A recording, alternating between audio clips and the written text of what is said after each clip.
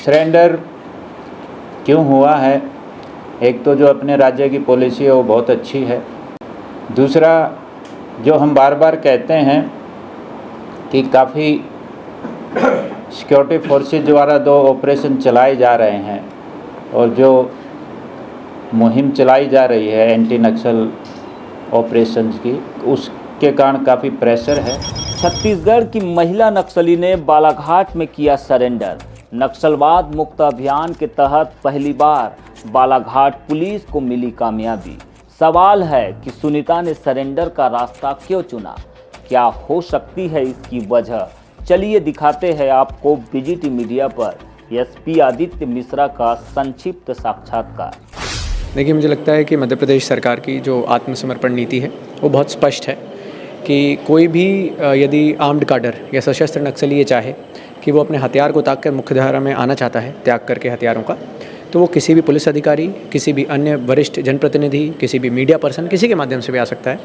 और मुझे बड़ी खुशी है कि जो महिला नक्सली है सुनीता, जो कि बीजापुर की रहने वाली है, इसने ये भरोसा जताया, जो हम लोग कई बार इस चीज़ की बात करते हैं और बताते हैं कि यदि कोई साफ हाथों से और सच में इस बुरी दुनिया को त्याग करके, सशस्त्र त्याग करके वापस पुनर्वास करना चाहता है, तो हम लोग सब उसके साथ खड़े हैं।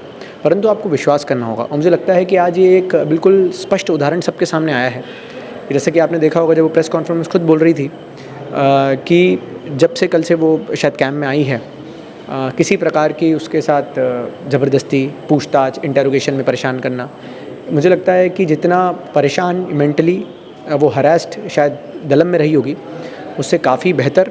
और हम लोगों का पूरा प्रयास था कि वो कंफर्टेबल रहे। उसके परिजनों से उसका संपर्क कराया गया, जिससे उसको भरोसा बने। और पुलिस का मुख्य काम ही ये है कि भरोसा रहे। यदि कोई व्यक्ति गलत, मान लीजिए किसी काम में रह के गलती से गलत धारा में चला भी गया है, तो उसको एक बार सही या सुधरने का मौका मिलना चाहिए। और इसी के तहत माननीय मुख्यमंत्री महोदय ने भी कई बार आह्वान किया है कि जो भी व्यक्ति यदि मुख्य धारा में जुड़ना चाहता है तो वो सामने आए, अपने हथियारों को त्यागे और उसके बाद मुख्य धारा में शामिल करने के लिए जो सरकार की नीति है उसके तहत उसमें कार्रवाई की जाएगी। क्या डिटेल जानकारी इनके बारे में आई है सामने सर? क्या ये बालाघाट दलम की ओर रुख कर रही थी? कैसे एमएमसी जोन के सीसी मेंबर की गार्ड होते हुए यहाँ तक पहुँची? देखिए, अभी तक की जानकारी में ये पता चला है कि बीजापुर की रहने वाली हैं। 2022 से पहले जो संगम सदस्य होते हैं उसके तहत काम कर रही थी। वहाँ के डीवीसीएम ने इसको रिक्रूट किया। रिक्रूट करने के बाद जब ये एसीएम बनी, तब इसकी करीबन 6 से 8 महीने तक जो माड़ है वहाँ पर इसकी ट्रेनिंग हुई थी। हथियारबंद ट्रेनिंग होने के बाद जो सीसी मेंबर रामदेर हैं, उनके गार्ड के रूप में पदस्थ थी। जनवरी-फरवरी 2025 के बाद से ही लगातार मध्य एमएमसी जोन जो होता है उसमें सीसी मेंबर के साथ आई थी। और मुझे लगता है कि ये खुद क्योंकि आत्मसमर्पण करने आई थी, तो इसके मन में ये स्पष्ट था कि पुलिस का मैसेज भी इस तक पहुंचा हो गया। इसने ये भी देखा होगा कि महाराष्ट्र, छत्तीसगढ़ में भी काफ़ी बड़े काडर्स ने सरेंडर किया और उनको भी पुलिस ने काफ़ी गंभीरता के साथ, काफ़ी सेंसिटिविटी के साथ डील किया है। तो मुझे लगता है कि यही चीज़ें होंगी जिसके परिणाम स्वरूप इसने सरेंडर किया। बालाघाट के 3 नक्सली जो है, संगीता, दीपक और संपत, इनके बारे में क्या जानकारी आ रही है सर?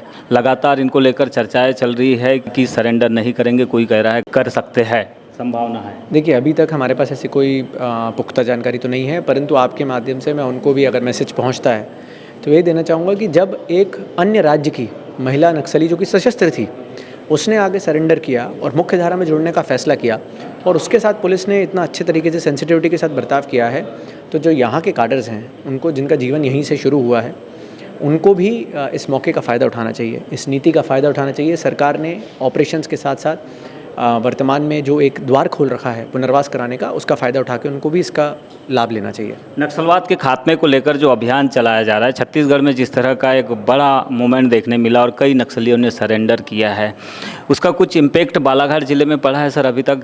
क्या कितने नक्सली यहाँ पर सक्रिय होंगे या कितने दलम में जो है नक्सली होंगे? देखिए, अभी तक हमारा एस्टिमेट जो हम पहले भी आपको बताते रहे हैं, करीबन 25 से 30 नक्सलियों का है जो एक्टिव काडर्स हैं यहाँ पर हैं। और क्योंकि लगातार छत्तीसगढ़ और महाराष्ट्र में भी बड़ी संख्या में सीनियर काडर्स ने सरेंडर किया है, तो मुझे लगता है कि नक्सली के लोअर काडर्स को भी एक क्लियर मैसेज है कि जब उनके ही सीनियर काडर्स ने इस बात को स्वीकार किया है कि अब सशस्त्र आंदोलन का समय चला जा चुका है, तो वो लोग क्यों जंगल में दिन भर ताक काट रहे हैं। इससे बेहतर है कि वो पुनर्वास करें, मुख्य धारा में आए और फिर जो जिस प्रकार से वो अपनी विचारधारा का डेमोक्रेटिक तरीके से उसको स्प्रेड करना चाहते हैं, उसको करने में कोई पाबंदी नहीं है। सिक्योरिटी फोर्सेस का लगातार बढ़ता दबाव और मध्य प्रदेश सरकार की सरेंडर पॉलिसी ने छत्तीसगढ़ की महिला नक्सली को आत्मसमर्पण करने के लिए मजबूर कर दिया है। ऐसे में अब देखना होगा कि बालाघाट ज़िले में जो लोकल के 3 नक्सली है, संगीता, संपत और दीपक, इनके ऊपर इस आत्मसमर्पण का कितना कुछ इम्पैक्ट पड़ पाता है और कितने जल्दी ये नक्सली भी मुख्य धारा से जुड़ने के लिए आत्मसमर्पण करने मजबूर हो पाते हैं।